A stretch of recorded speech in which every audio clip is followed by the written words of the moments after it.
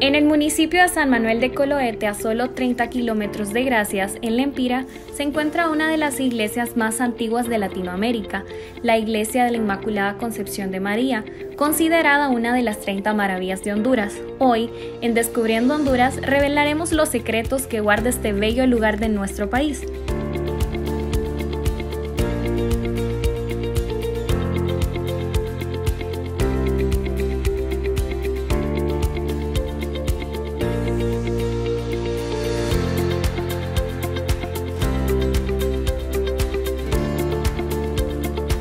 Sabemos que el municipio de San Manuel de Coloete es considerado una de las maravillas de nuestro país.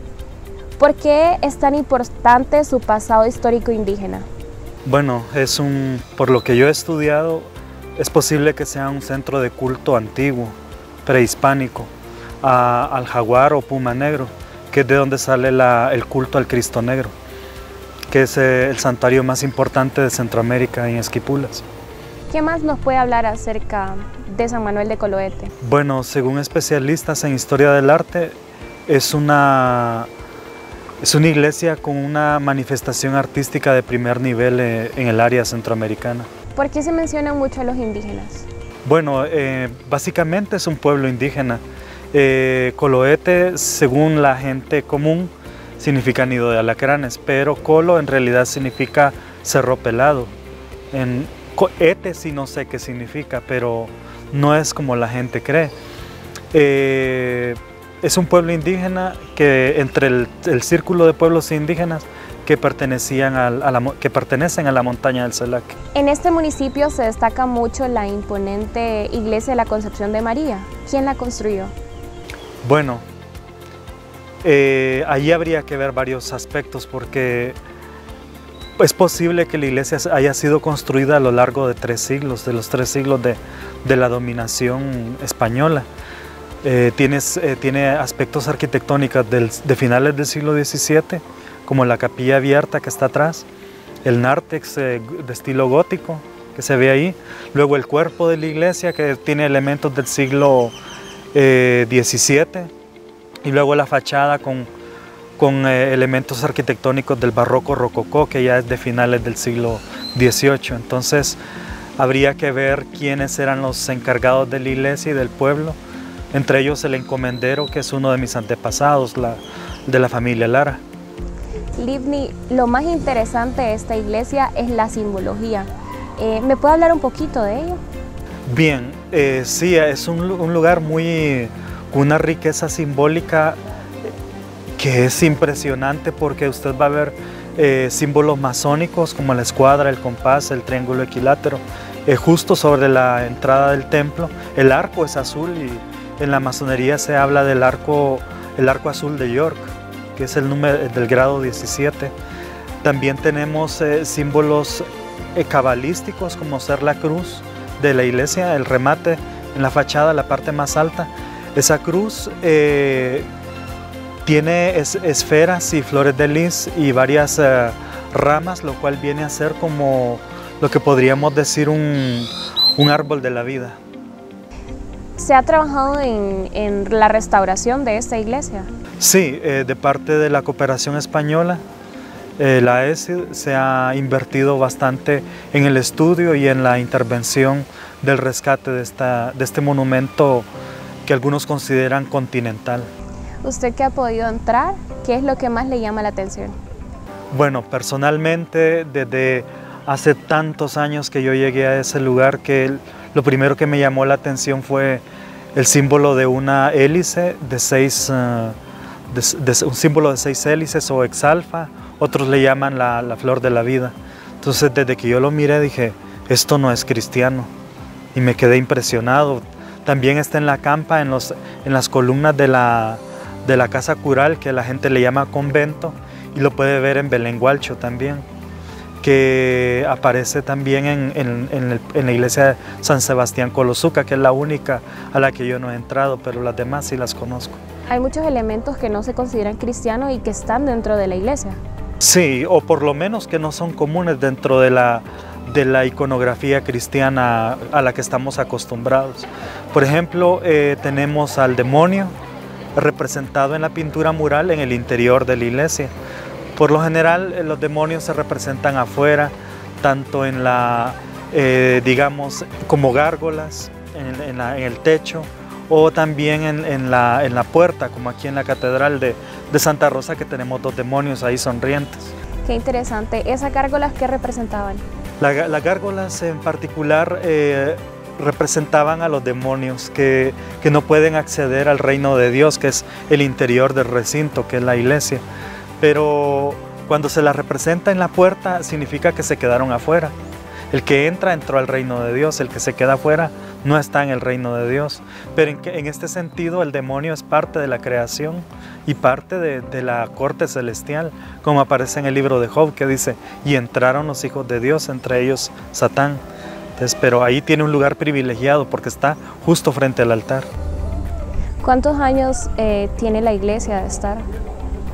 Bueno, a diferencia de las otras iglesias de esa zona, no hay ermita en el pueblo, por lo que podríamos asumir que la iglesia tiene más de 400 años de existirse, desde que se empezó la primera fase y desde que se está utilizando, porque la parte de atrás es como un espacio de altar, pero también escenario teatral, porque usted puede ver las 5 caras de la tragedia griega, que es lo que se utilizaba para el teatro, para educar a los indígenas, no solo en el cristianismo, sino que en el idioma castellano. Usted me mencionaba acerca de su familia, Lara. Sí. ¿Qué parte tuvo en esta iglesia o en el municipio? La familia Lara fue una de las familias más prominentes de Honduras, sobre todo abocada a la zona de El Salvador y de Guatemala, porque esta es una zona que tiene que ver más con El Salvador y con Guatemala. Incluso hasta hace poco, por ejemplo, yo de niño fui a Guatemala, a Ciudad de Guatemala, San Salvador, pero no conocía Tegucigalpa, era como un mundo lejano o extraño. Y hasta que me decidí por estudiar arquitectura fue que fui terminando por allá y terminé con otra carrera que nada que ver, que es historia, pero bueno, sí. ¿Estudió arquitectura? Originalmente, no, solamente inicié, porque tuve mis crisis ahí bipolares y ya no pude seguir, sí. Yo también quiero saber, y me llama la atención, ¿cómo nace el amor por la historia? El amor por la historia es una necesidad de descubrirme a mí mismo, porque quería saber, siempre desde pequeño tuve esa inquietud, que tal que yo sea algo más importante de lo que me han tratado o de lo que yo mismo me he visto. Porque la verdad que era un poquito marginal en la familia y en la sociedad también, en la escuela, como que era algo torpe con las clases y todo. Pero yo decía, ¿qué tal que fuera algo más? Y cuando se producen estos 2 libros de los judíos en Honduras y el otro de el origen judío, la monarquía europea, entonces yo me despierto y digo, bueno, ¿y qué es esto? Porque tenía un como complejo racial también por ser trigueño, y aquí hay bastante gente blanca en Santa Rosa, entonces decía yo, mejor me identifico con los indígenas, que es lo que más me va, que soy trigueño. Entonces, y a todo esto en la familia de mi papá hay cierto conservadurismo racial con lo blanco, porque son gente bien blanca, entonces es como un estigma que uno ya trae. Y entonces dice, no, yo me identifico. Pero entonces viene este tema de los judíos, y los judíos tenían que ser españoles porque venían de España. Y empiezo con aquel gran lío de investigar archivos parroquiales, registros civiles, del Registro Nacional de las Personas, y es un tremendo lío.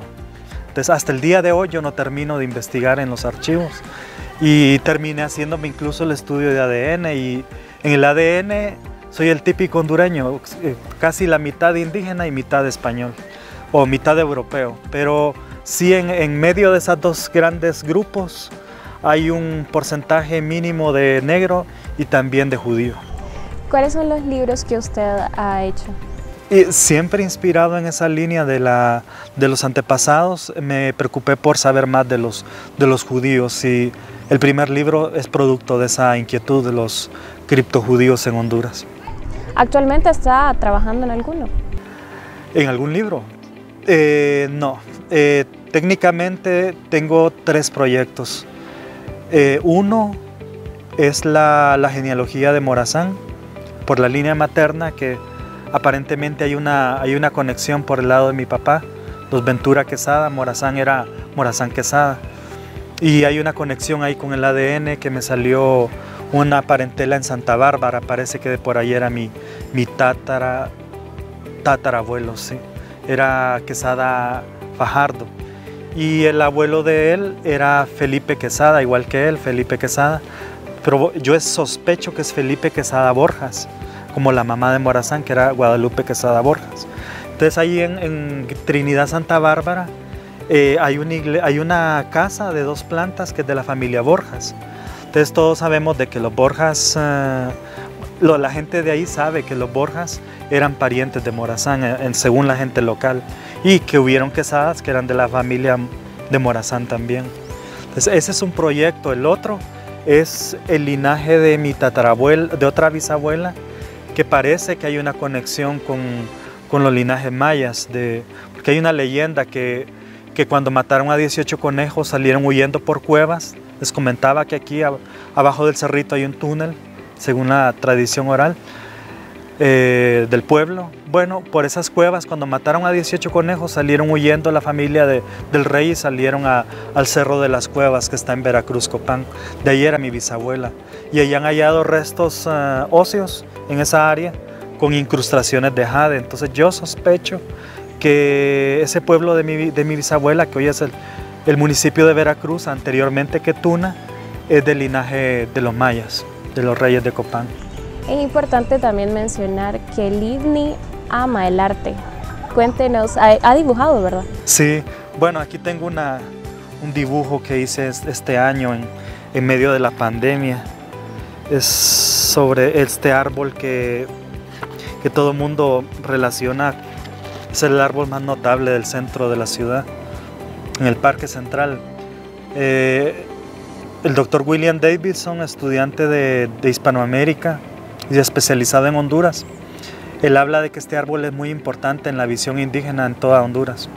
Siempre está en los pueblos, en las plazas de los pueblos o parques. Hay una leyenda que dice que aquí se mece el demonio a las 3 de la madrugada o en la medianoche, pero yo realmente dibujándolo lo que miré fue una mujer, entonces la pinté de rojo, que es el color del demonio, entonces ahí está en medio de su arbolito. Algunos creen de que si le pide un deseo pues va a ser millonario o algo por el estilo, pero ese es otro lío. Sí. ¿Por qué era tan importante para los españoles fundar iglesia en cada pueblo?